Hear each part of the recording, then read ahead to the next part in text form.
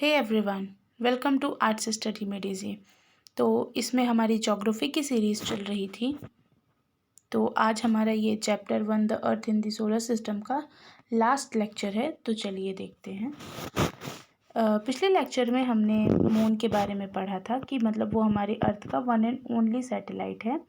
अब आज हम एस्ट्रॉयड से स्टार्ट करेंगे। तो चलिए देखते हैं। Apart from the stars, planets and satellites, there are numerous tiny bodies which also move around the सन।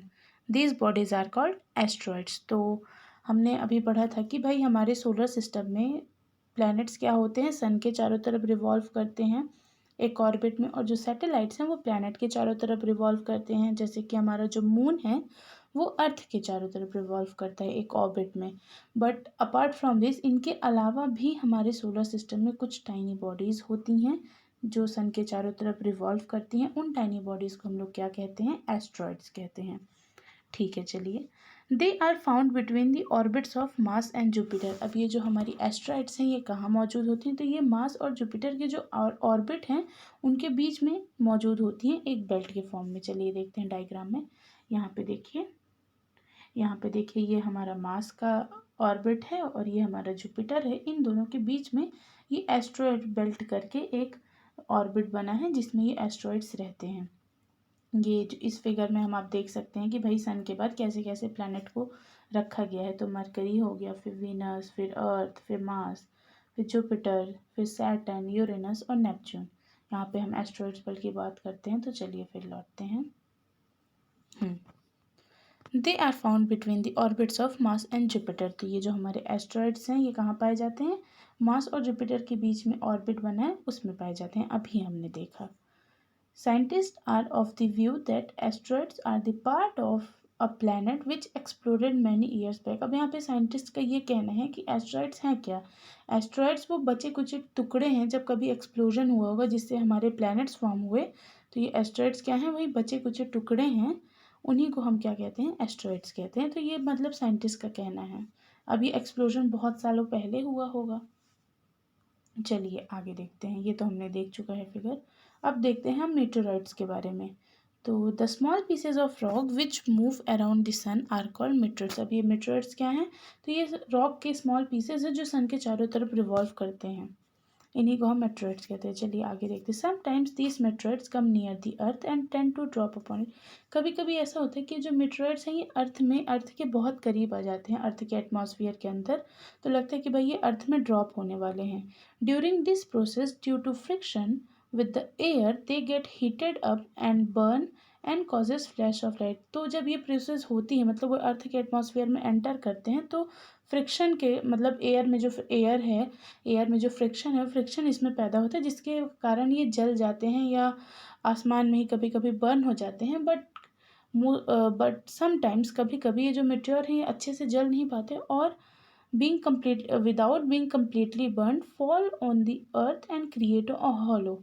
मतलब ये अच्छे से जल नहीं पाते हैं और ये अर्थ पे हमारे गिर जाते हैं। तो ये जब गिरते हैं अर्थ पे तो ये बहुत बड़ा गड्ढा करते हैं।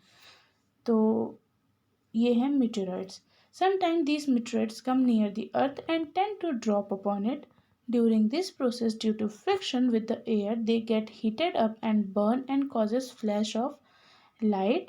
But sometimes a meteor, without being completely burned, fall on the earth and create a hollow. मतलब इसमें है कि भाई वो अच्छे से जल नहीं पाते, पृथ्वी में गिरते हैं तो एक बहुत बड़ा गड्ढा कर देते हैं। ये थे हमारे meteorites। ये स्मॉल पीसेज होते हैं रॉक के। आगे देखते हैं हम गैलेक्सी के बारे में कि गैलेक्सी क्या है। A galaxy is a huge system of billions of stars and cloud of dust and gases. तो गैलेक्सी क्या है? ये एक बहुत बड़ा सिस्टम है बिलियंस ऑफ स्टार्स का विथ क्लाउड और डस्ट और गैसेस के मतलब कम्बिनेशन में हमारी गैलेक्सी बनी है। इसमें मिलियंस और मिलियंस बिलियंस ऑफ स्टार्स हैं। There are millions of such galaxies that make the universe. अब हमारे यूनिवर्स में मिलियंस ऑफ ऐसी गैलेक्सीज हैं जो मतलब पूरे यूनिवर्स को फॉर्म करते हैं। तो पूरे यूनिवर्स में मिलियंस ऑफ गैलेक्सीज हैं। अभी तक सारी गैलेक्सीज को डिस्कवर या नहीं जाना गया है। अब इतनी ज़्यादा हैं तो कहाँ से पॉसिबल हो पाएगा? मे बी स्लोली बढ़ रहे हैं। Our galaxy, Milky Way galaxy, is one of that where our solar system exist. अब हमारी गैलेक्सी कहाँ है? हमारी गैलेक्सी मिल्की वे गैलेक्सी है। ये एक गैलेक्सी है जिसमें हमारा सोलर सिस्टम एग्जिस्ट करता है, मिल्की वे गैलेक्सी में। In ancient India, it was imagined to be a river of light flowing in the sky. Thus, it was named as आकाश गंगा। अब एंशियंट इंडिया में मतलब पहले के ज़माने में लोग ये सोचते थे कि भाई आसमान में, ये मिल्की वे गैलेक्सी का बात हो रहा है कि आसमान में ये जो मिल्की वे गैलेक्सी, इसको कहते थे कि भाई ये रिवर ऑफ लाइट्स है, जो मतलब आसमान में बह रही है। मतलब लाइट की ये नदी है, आसमान में बह रही है, इसीलिए इसका नाम क्या रखा गया, इसलिए लोग, उस समय के लोग इसको आकाश गंगा के नाम से कहते थे कि भाई आकाश में गंगा बह रही है, लाइट की, रिवर ऑफ लाइट है। It is very difficult to imagine the size of universe. हाँ, ये बहुत डिफ़िकल्ट है ही कि हम यूनिवर्स के साइज को इमेजिन कर सकें। अब बताइए भाई, इतना बड़ा यूनिवर्स, उसमें एक हमारी मिल्की वे गैलेक्सी, जिसमें भी कहीं सोलर सिस्टम है, उसमें भी अर्थ, तो ये मतलब बहुत ही ज़्यादा डिफ़िकल्ट है कि हम यूनिवर्स के साइज़ को इमेजिन भी कर सकते हैं। वो हमारी सोच से भी यूनिवर्स परे है, यूनिवर्स का साइज़। साइंटिस्ट अभी इसमें काम कर रहे हैं, तो देखते हैं क्या होता है। तो आज से हमारे ये चैप्टर फिनिश हो गया है, चैप्टर 1। कल से हम चैप्टर 2 स्टार्ट करेंगे। Thank you for watching, stay tuned with us.